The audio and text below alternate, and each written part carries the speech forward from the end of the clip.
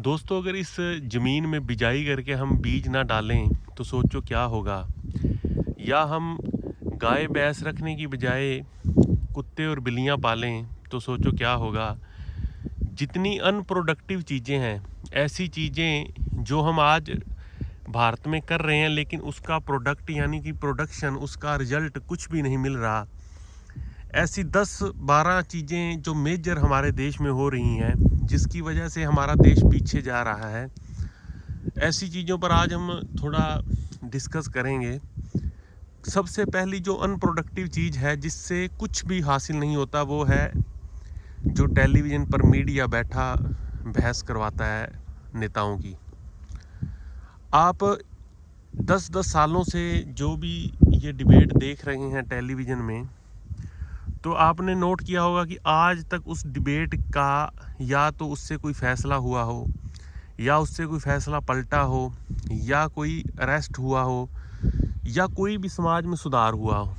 1 भी परसेंट अगर उससे फ़र्क पड़ा है, यानी कि वो प्योरली अनप्रोडक्टिव चीज़ है, उससे कुछ भी हासिल नहीं हुआ। वो सिर्फ उससे हासिल होता है कुछ औद्योगिक घरानों को, कुछ मीडिया हाउस को, और जो उसमें नौकरी कर रहे हैं उनको। चलो, जो नौकरी कर रहे हैं वो अगर दूसरे वे में देखें तो और भी खबरें हैं, और भी चला सकते हैं उसको, नौकरी को अच्छे तरीके से करना चाहें, लेकिन उसका रिज़ल्ट जो है वो अनप्रोडक्टिव है, उससे कुछ भी हासिल नहीं हुआ आज तक हमारे देश में। दूसरे नंबर पर है जो पॉलिटिकल रैली होती हैं। पॉलिटिकल रैली में आज तक जितनी भी पॉलिटिकल रैली हुई हैं, सिवाय उसके नुकसान के कुछ भी हासिल नहीं हुआ। क्योंकि अगर जितने भी आप अगर परसेंटेज निकालो, जिस भी बड़े नेता ने, वो राहुल गांधी हो, प्रधानमंत्री मोदी हो, योगी हो, जितने भी नेता हैं उनका आपको अगर रिज़ल्ट मिलेगा तो वो भी 50-50 होता है। यानी कि जहाँ पर उन्होंने रैली की, एक में जीत गए, एक में हार गए। तो वो भी कोई गारंटी नहीं होती, क्योंकि उसमें भी वही लोग जाते हैं जो उसी रैली में कांग्रेस की में, उसी की बीजेपी में, उसी की आप में।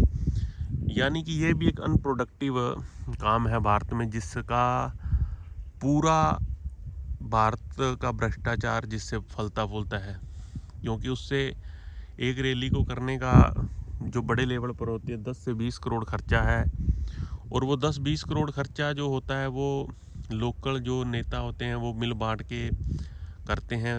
अपने कुछ जो उनके उद्योगपति दोस्त होते हैं उनसे मिलकर करते हैं, और बाद में फिर जब सरकार आती है तो वो फिर उसमें भ्रष्टाचार करते हैं। वो भी एक मैंने पीछे उस पर वीडियो बनाया था कि कैसे सारा भ्रष्टाचार होता है। लेकिन ये भी एक अनप्रोडक्टिव चीज़ है जो भारत का उसमें कहीं भी एग्जिस्ट नहीं करती। तीसरे नंबर पे आता है हमारी जो नहरें हैं, उसमें फल, फूल, मूर्तियाँ, कपड़े ये डालना, ये भी एक अनप्रोडक्टिव चीज़ है।